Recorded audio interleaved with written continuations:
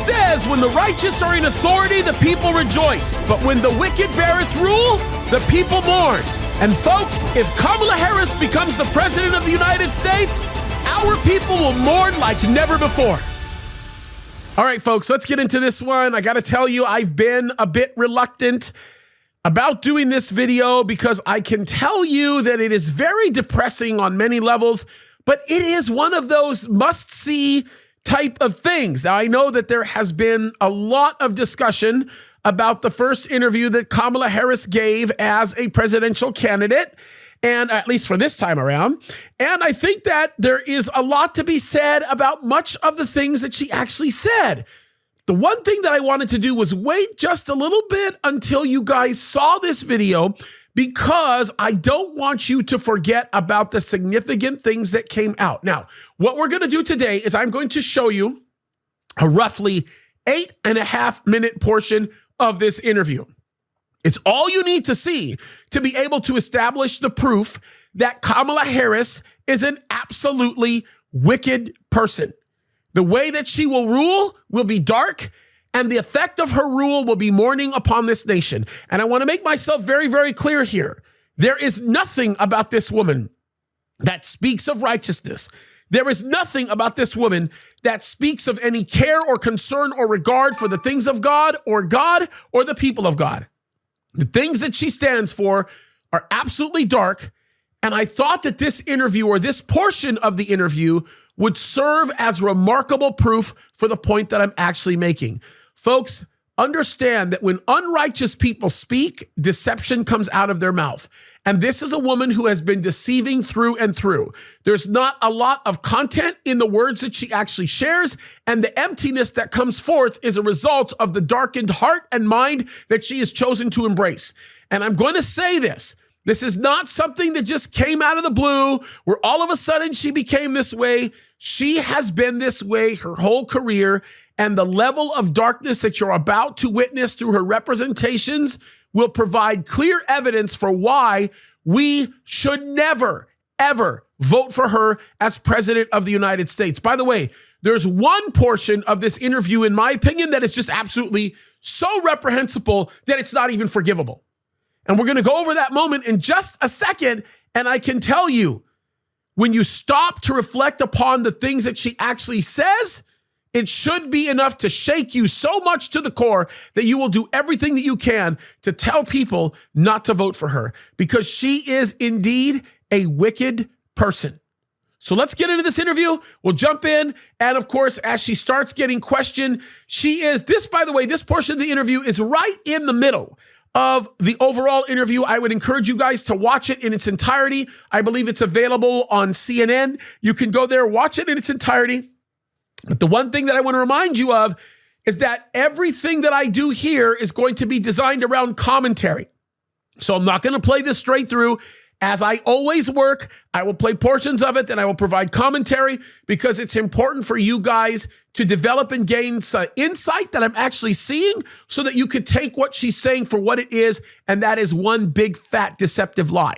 So let me play this for you. We'll jump right into it. Just remember, you can watch it in its entirety if you would like, but I will interrupt it. That's exactly what's going to happen, and we're not going to watch the whole thing. We're only going to watch a portion of it. So let's take a look, and I can tell you that it's going to be very eye-opening. Okay. Another issue, big one, is immigration. Mm-hmm. As Vice President, you were tasked with addressing the root causes of migration in southern countries and northern part of Central America. The northern part of Central America that affects the southern border of the U.S. Mm-hmm. Notice how she immediately starts correcting the terminology that she's given. And the person that's actually questioning her is throwing these softballs out at her. This is the part that I think is just really interesting. All these softballs that are getting thrown at her, it's amazing to me how even then she's seeking to change the premise of the question to be able to communicate something that is going to more cater to the type of lies that she's about to share. The bottom line is, this is not the issue. You were tasked with the issue of immigration. No, you were tasked with the issue of people breaking the law. It's illegal immigration. These are people, before even entering into this country, showing a blatant and powerful disregard for the rules of this nation, thus not caring about any of the citizens of this nation, the people of the nation, and the infrastructure of the nation. And that's what Kamala Harris was tasked to do. She was appointed as the czar. That's right, the border czar. And she was supposed to be the one that was going to figure out the root cause and stop it. Instead, what happened was she made it worse. And that's because she's a Marxist. The Biden-Harris administration, there were record numbers of illegal border crossings. Why did the Biden-Harris administration wait 3.5 years to implement sweeping asylum restrictions?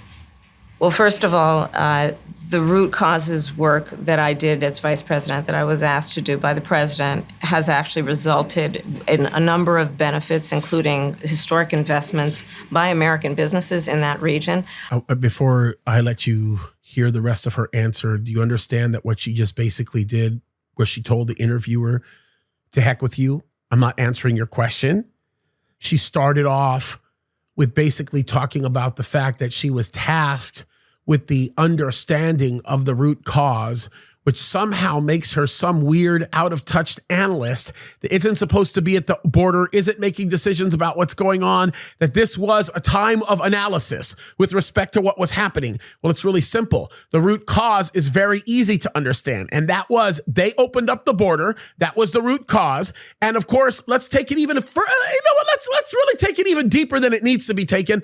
How about we talk about what the real root cause is, and that is the fact that they wanted to actually change circumstances allegedly, let me use the word allegedly, in their favor, because it's all about new voters. And who cares about the safety of the country? They don't care about that. But she's going to spend a lot of time trying to tell you about the things that they research. But remember the core question. The core question is, why 3.5 years? Why did you allow 20 million illegals to come into this country for 3.5 years? 3.5 years, folks, until it's time to start running for president? Let's wake up to this. The thing that I want you to see here is I want you to see the blatant deception that's taking place. This isn't her just saying, hey, well, these are, this is what's going on, and her just outright just lying about stuff. She's taking it a step further. She's completely crafting it in a way that takes your mind off of the core issue before she drops the lie down. It's important, because that's what she's going to do. She's going to take you away from the core issue. And the core issue was, why did you allow 20 million illegals to come into the country for 3.5 years? She's easily just swaying the issue away before she blames Donald Trump for it. Watch this. Before she blames Donald Trump for it. If there's one person you probably don't want to blame for this, it's Donald Trump. All they had to do was allow the rest of the wall to be built for 3.5 weeks after Trump lost his office position. 3.5 weeks, and you wouldn't have this problem. But no, they left it open, and they didn't care. The number of immigrants coming from that region has actually reduced since we began that work. But I will say this. Lie. The number of immigrants have been reduced since we began that work. No, it hasn't. It's increased. Every single week you were the borders are, there were more and more people coming in. So, liar, already you've lied. That Joe Biden and I and our administration worked with members of the United States Congress on an immigration issue that is very significant to the American people and to our security, which is the border. And through bipartisan work, including some of the most conservative members of the United States Congress, a bill was crafted, which we supported, which I support. And Donald Trump got word of this bill that would have contributed to securing our border. And because he believes that it would not have helped him politically, he told his folks in Congress, don't put it forward. He killed the bill. A border security bill that would have put 1,500 more agents on the border. And let me tell you something, the Border Patrol endorsed the bill. And I'm sure in large part because they knew they were working around the clock, and 1,500 more agents would help them. By the way, let me just make myself very, very clear. Isn't it funny how she says the Border Patrol endorsed the bill, yet the Border Patrol came out during the presidential debate between Joe Biden and Donald Trump and said the Border Patrol does not support President Joe Biden. The Border Patrol stands behind President Trump. They still stand behind President Trump. They endorse President Trump. So for them to be able to say that it was President Trump that put the stop to the whole thing, let me explain something to you. President Trump is not in office. President Trump doesn't have the power to do any of the stuff that she's actually talking about. He can make recommendations to members of Congress. He has relationships. They're working on a concerted effort to win this presidential campaign. Absolutely. But the reason why this bill was actually such a bad bill was because it wasn't like Kamala Harris said it was. It wasn't some bill that was just going to bring in 1,500 border agents. It was going to give $60 billion to Ukraine to go warmongering. Not to mention what other money in that bill was going to do to help the cause of terrorist organizations that are in Gaza.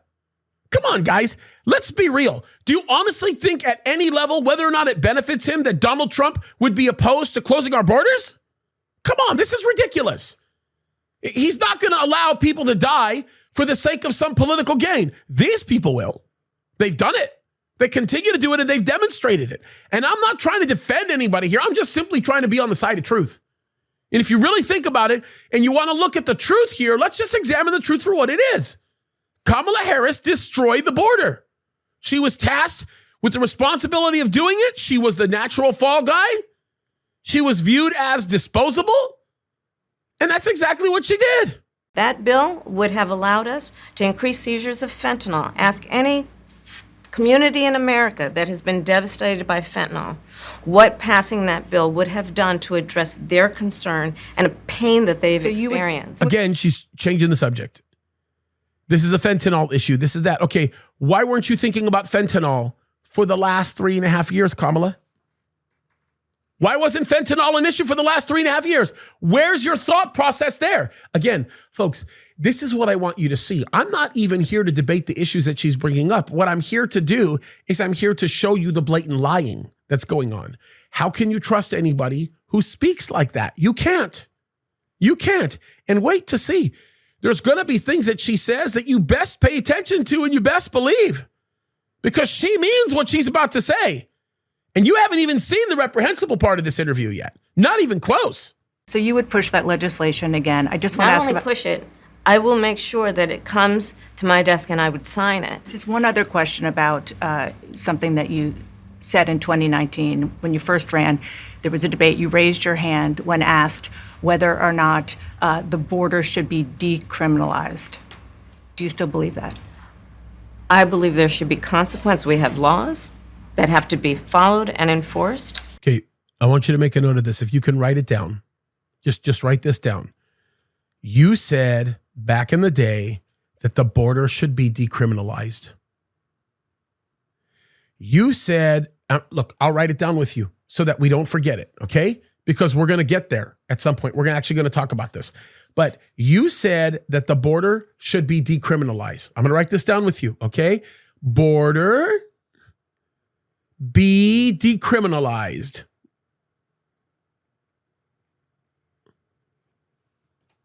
I'm giving you time to write that down because there's a point that she's going to make, which by far is the most reprehensible point in this whole video. And I want you to be aware that the very point that she's about to make in a few minutes will shed light on the fact that she is a rabid liar. I believe there should be consequence. We have laws that have to be followed and enforced that address and deal with people who cross our border illegally, and there should be consequence. And let's be clear, in this race, I'm the only person who has prosecuted transnational criminal organizations who traffic in guns, drugs, and human beings. I'm the only person in this race who actually served a border state as Attorney General to enforce our laws, and I would enforce our laws as president going forward. I recognize the problem. She lied, she cheated, and she stole as an Attorney General. She stole the freedoms of people that didn't have their freedoms to be deserved to take. She lied as an officer of the court concerning the guilt. She held back evidence that would have been considered exculpatory. She was corrupt. And I don't even want to get started on, I'm the only one that did these transnational blah, blah, blah. I don't believe any of it. I live in California. I watched her. We all watched her. We all know what she's about, folks. You guys, fortunately, do not have the benefit of having your state being ruined in part by her behavior. How should voters look at some of the changes that you've made, that you've explained some of here in your policy? Is it because you have more experience now and you've learned more about the information? Is it because you were running for president in a Democratic primary? And should they feel comfortable and confident that what you're saying now is going to be your policy moving forward? In other words, what she's saying, and it's a very nice softball way of saying it, it's a fair question. Apparently, the position that you're taking now with respect to prosecuting criminals that come past the border illegally is very different from the stand that you took regarding border decriminalization. I told you to write it down. So she's making it clear. Clearly, Kamala, you've made a change. Your policy is clearly different here. We got a problem. Is it because you've matured? Is it because you've been in office for a while? Is it because now you're running for president? This lady is giving her a total way out. Completely. She's basically handing it to her. Here you go. Here's your way out. Look what she says. Dana, I think the most important and most significant aspect of my policy perspective and decisions is my values have not changed. You mentioned the Green New Deal. You should believe her when she says that. Oh, she's a liar. But she's sincere about what she's saying here. Let me just rewind it. Let me rewind what she says. She's going to say it's the most important part. Is going to be your policy moving forward. Listen to this. Dana, I think the most important and most significant aspect of my policy perspective and decisions is my values have not changed. The most important part and aspect of my policy decisions is that my values have not changed. In other words, I've not changed one bit. And I don't intend to change one bit. That, my friends, is the most reprehensible part of this interview. That I'm not going to change. No willingness to be educated. No willingness to gain perspective. No willingness to subject your values to the values of God. And that's a problem because here you are talking about that you're going to criminally prosecute people coming into the country illegally, yet you just told us that you have not changed one bit. And up until this very point, right in this interview, you've been talking about border decriminalization. Did you write it down? I wrote it down. Border decriminalization. You understand that she's a liar? You understand that she's not credible? You understand that the things that she's saying, the representations that she's making, are brutally calculated and remarkably evil? You mentioned the Green New Deal. I have always believed, and I have worked on it, that the climate crisis is real, that it is an urgent matter to which we should apply metrics that include holding ourselves to deadlines around time. We did that with the Inflation Reduction Act. We have set goals for the United States of America and by extension the globe around when we should meet certain standards for reduction of greenhouse gas emissions, as an example. That value has not changed. My value around what we need to do to secure our border, that value has not changed. I spent 2 terms as the Attorney General of California prosecuting transnational criminal organizations, violations of American laws. You understand that what she's doing is continuing to repeat the slogan, the campaign slogan? It's the company line. This is what I've done, this is what I've done, this is what I've done, this is what I've done. If I could interview Kamala Harris, I would ask her, name me your favorite case that you prosecuted which involved a trans criminal organization.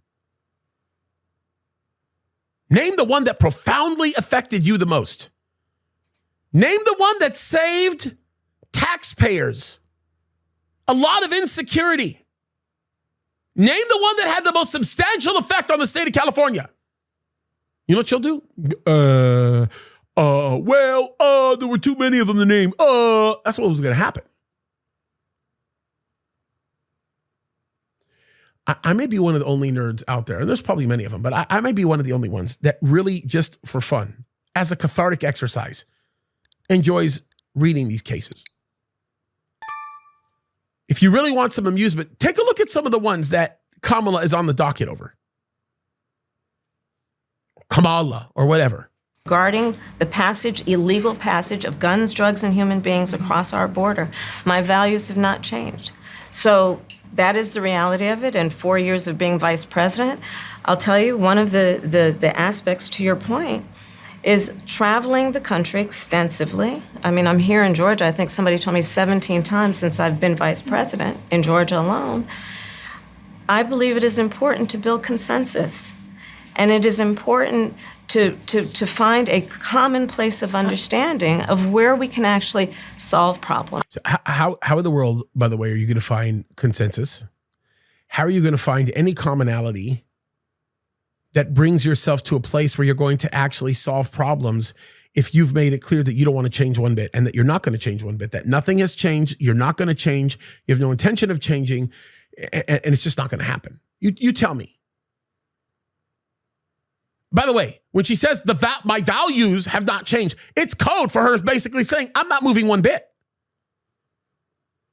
And by the way, I would much rather that she says, I'm going to do what I'm going to do, and I'm never going to change my ways, than tell me your values have not changed, because your values are based on cultural Marxism. Her mother and her father taught her cultural Marxism. It's deeply embedded within her. You ever hear her use the phrase, the significance of the passage of time? And some of the other crazy statements that she makes that she gets mocked for, those are all Marxist. Those all have communist foundations in them. Deep, deep cultural Marxist foundations. There's a very specific and intentional context in which the deployment of such terms are actually resuscitated. And I say resuscitated because you would think in the United States of America, they would all be dead. Those terms would be gone. But they are showing their ugly face.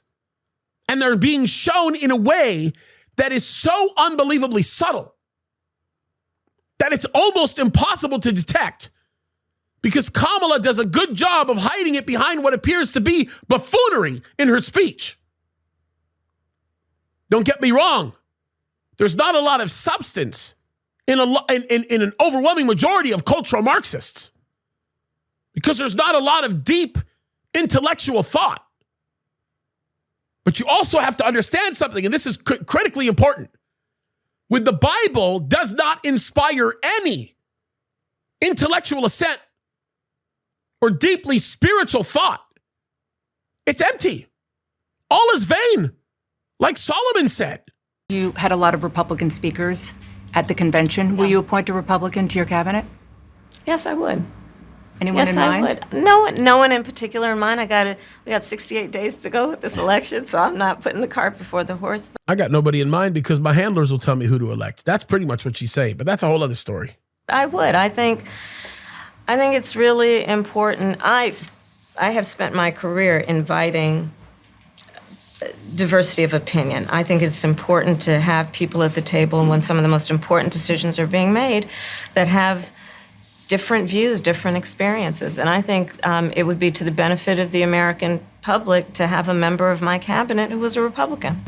I want to ask you about your opponent, Donald Trump. Okay. I was a little bit surprised. People might be surprised to hear that you have never interacted with him, met him face to face. That's going to change soon. But what I want to ask you about is what he said last month. He suggested that you happened to turn black recently for political purposes, questioning a core part of your identity. Yeah.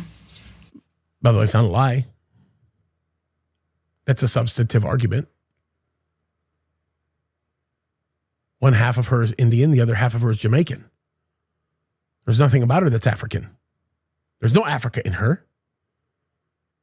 I think you can argue, well, if you're Jamaican, you're black. Well, there's a little bit of that happening. Yeah, of course. I'm not going to get into all of that.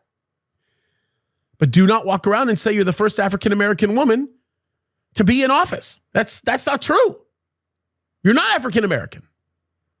Stop insulting African-Americans all over the place by playing the old Pocahontas game, if you know what I mean, and making the assumption that you are somebody who you are clearly not.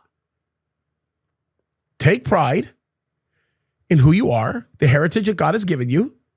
Speak clearly and openly and loudly and blatantly about this. But the reason why she's not going to do that is because they are all about identity politics, even if the identity has to be made up. Notice that when the accusation that Donald Trump makes is brought up, she's not going to deny it. She's not going to say that's not true. This is how good her level of deception is. She's not going to do that. Look how she's going to pass it through. Watch. Same old tired playbook. Next question, please. That's it? That's it. Okay. I don't know what to say, so I'm going to do this. Same old tired playbook. Next question, please. Is that it? Yeah, next question. Let me tell you what that's code for. Same old tired playbook. Donald Trump's right. But I can't say that Donald Trump's right because I'm running against him. So I'll just say, same old playbook. Pass it on. I wonder what she thinks some of her family are thinking right now. Well, this stuff is just strikingly crazy. Like, is it me, or is it just not blatant and in your face? The kind of deception involved here. Listen to this. Let's talk about some foreign policy issues that would be on your plate if you become commander-in-chief. President Biden has tried unsuccessfully to end the war between Israel and Hamas in Gaza. He's been doing it for months and months, along with you. By the way, how do you end a war between Israel and Hamas when the whole premise behind the way you're trying to end the war is by inviting them to eat dinner with you at the table? Look, I'm all about inviting people to the dinner table. I love reaching across the table and having a real true-to-life negotiation with somebody else over a meal. And I will invite virtually anybody to the dinner table to have a conversation. But you know who I won't invite? I don't invite cannibals. If you invite a cannibal to the dinner table, guess what? You go get eaten. The demand that Joe Biden may have for Israel to invite Hamas to the dinner table is akin to saying, invite the cannibals. And we demand that you let the cannibals eat you. Listen to what the Queen of Ignorance says. She's a Marxist. If she's a Marxist, a cultural Marxist is going to be in the free Palestine mentality. And don't get it twisted. You are going to see her say, we unequivocally support the right for Israel to defend herself. But then there's going to be that really famous word that she's going to deploy. You ready for it? But. She knows more about the southern border than she ever will about Hamas, about Gaza, about Israel, about Islamic Brotherhood, about the Sinai region, about the Philadelphia corridor, about the Mediterranean, about Han Yunis, about everything that we've been talking about over the years. She probably would not even be able to identify the difference between a single Arab word or a single Hebrew word. She doesn't know the culture, the background, doesn't understand the geopolitics.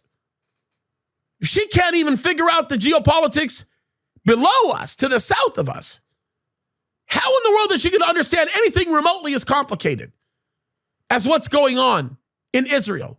Would you do anything differently? For example, would you withhold some U.S. weapons shipments to Israel? That's what a lot of people on the progressive left want you to do. Let me be very clear. I'm unequivocal and unwavering in my commitment to Israel's defense and its ability to defend itself. And that's not going to change. But let's take a step back. October 7, 1,200 people were massacred. Many young people who were simply attending a music festival. Women were horribly raped. Wait for the magic word. It's coming. It's coming. Ready? Here it is. It's coming. As I said then, I say today, Israel has a right to defend itself. We would. Here it is. Watch. And how it does so matters. Far too many innocent Palestinians have been killed. And we have got to get a deal done. We were in Doha. We have to get a deal done. This war must end. In the meantime, and we must get a deal that is about getting the hostages out. I've met with the families of the American hostages. Let's get the hostages out. Let's get the ceasefire done. but no change in policy in terms of arms and so forth. No, we have to get a deal done. Dana, we have to get a deal done. When you look at the significance of this to the families, to the people who are living in that region,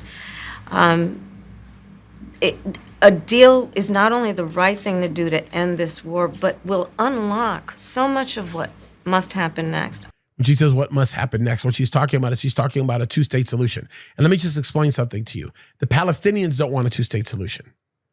Most Jews no longer want a two-state solution. Understand, what they want, what the Palestinian want, is they want from the river to the sea, min Bahr al-Shahr. They want all Jews to die. They don't want any Israelis living in Israel. They want them all dead. Israel is their enemy. They said it. Even Haniyeh said it. He knows better now. But let me just explain something. They do not want a two-state solution. You don't invite cannibals to dinner. You don't invite cannibals to dinner. It's that simple.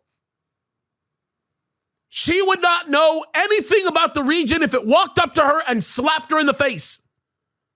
She doesn't know what she's talking about. I remain committed since I've been on October 8 to what we must do to work toward a two-state solution, where Israel is secure and in equal measure, the Palestinians have security and self-determination and dignity. Did you notice again what she just did? Did you notice that she said it was her goal since October the 8th to start doing a two-state solution? And did you notice that she started talking about the Palestinians having the right for their dignity and self-determination, but yet not one single deployment of that terminology has been used towards Jews or Israel? You understand the difficulty that we see here? So the purpose of me showing you this interview was to show you that you're dealing with a wicked woman. First of all, you're dealing with a liar. Second of all, you're dealing with somebody who is so committed to lying that they've developed a hatred for the truth. The other thing that you just witnessed is you witnessed a woman whose values are centered around cultural Marxism. She's never going to change. She made it clear, my values will be unmovable. They have not changed and they're never going to change. And then, perhaps the most significant variable that exists within this whole context is the fact that she does not acknowledge Israel as having the right to be able to do the things that God designed for Israel to be able to do. She spends more time talking about the destruction of Palestinian lives without acknowledging the fact that the destruction of those lives is fundamentally centered around the behavior of Hamas. That it is Hamas that is killing its own. It's not Israel. Whether or not anybody wants to say that, admit it, realize it, understand it, know it, that is the truth. And until we can recognize that very truth, until we can recognize what's going on, we are never going to end up doing the right thing. And I'm telling you this, folks, this is critical. You do not want to elect somebody to become president of the United States that will destroy our country by their hatred of Israel. You have seen what it's looked like for the last 3.5 years. We've watched it. You have witnessed the behavior of Joe Biden from the very beginning, literally from day 3. Matter of fact, it may have been day 1, where he basically said that the Yemeni Houthis are no longer to be declared as a terrorist accompaniment, a terrorist organization. He only changed that a few months ago because of the problems that were happening in the Red Sea. His hope is in fundamental wickedness and not anything to do with righteousness or godliness. And she was on for the ride, loving every bit of it. She has no desire to see Israel succeed. And everything that's foundationally deepened within her creates destruction everywhere she walks. So what's it going to be? Folks, I'm saying this because I'm exposing it for what it is. I personally am heartbroken by how blinded Christians are allowing themselves to be regarding the blatant wickedness that we are seeing happening manifest in front of us. It's terrible. We have the benefit of being able to look at what our country was like when it was under the leadership of Donald Trump and what our country was like when it was under the leadership of Joe Biden and Kamala Harris. There's a substantial difference. Which one do you want to see? Look,